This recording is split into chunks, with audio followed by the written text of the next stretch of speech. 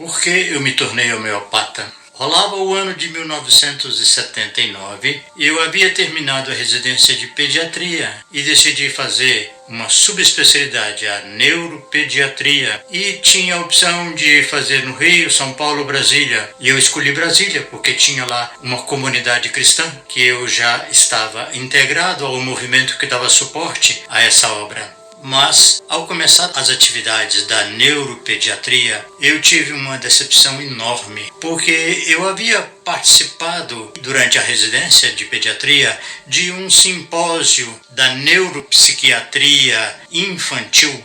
Eu me entusiasmei com o trabalho e quando eu cheguei para fazer a neuropediatria era completamente diferente, não tinha a parte psicológica que tanto me atraiu. Desse modo, eu enfrentei essa decepção e, ao mesmo tempo, uma solidão muito grande em Brasília.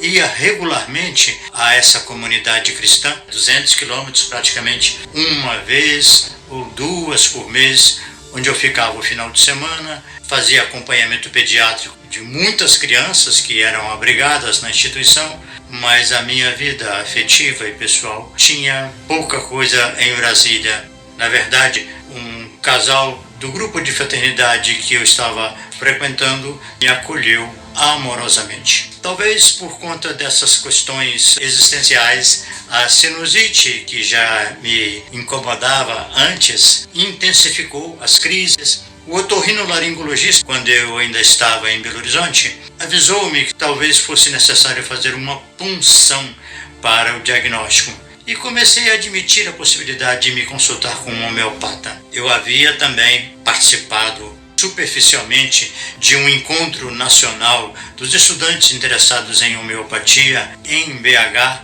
e achei aquilo muito esquisito. Descartei completamente, admitindo que eu precisava de uma ajuda que não fosse a medicina convencional. Fui a esse homeopata e achei a consulta interessante.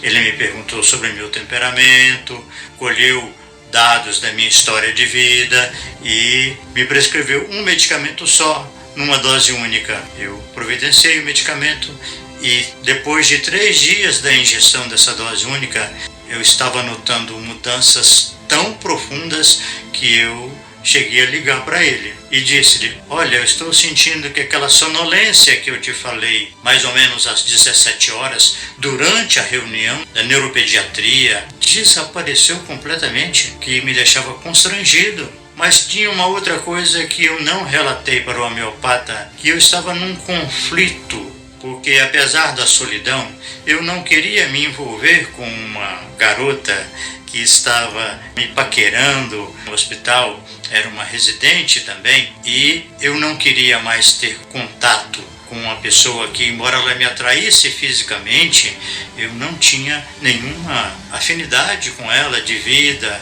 de crenças, de valores, e eu tinha medo nessa época de engravidar uma garota e eu ser obrigado a ficar com ela, porque eu jamais abandonaria um filho meu. Então esse conflito estava me desgastando. E de repente, 3 dias depois do remédio homeopático, nós nos encontrávamos nas atividades do hospital e eu olhei para ela e vi que ela era uma pessoa, era um ser humano, não era apenas uma garota atraente fisicamente. E eu lidei com isso de uma forma libertadora e a nossa amizade até cresceu sem eu estar dominado por esse conflito. O homeopata me disse que realmente essas mudanças costumavam acontecer quando o medicamento homeopático estava adequado para a pessoa. E eu pensei imediatamente, se a homeopatia funciona dessa forma, foi isso que eu vim fazer nesse mundo. E até hoje eu agradeço muito a Deus, porque me desviou de algumas coisas para que eu chegasse a esse momento de escolher a homeopatia como especialidade para o meu trabalho. A homeopatia é um campo novo na medicina e que traz uma compreensão extraordinária sobre a saúde, a doença, a cura e a preservação da saúde.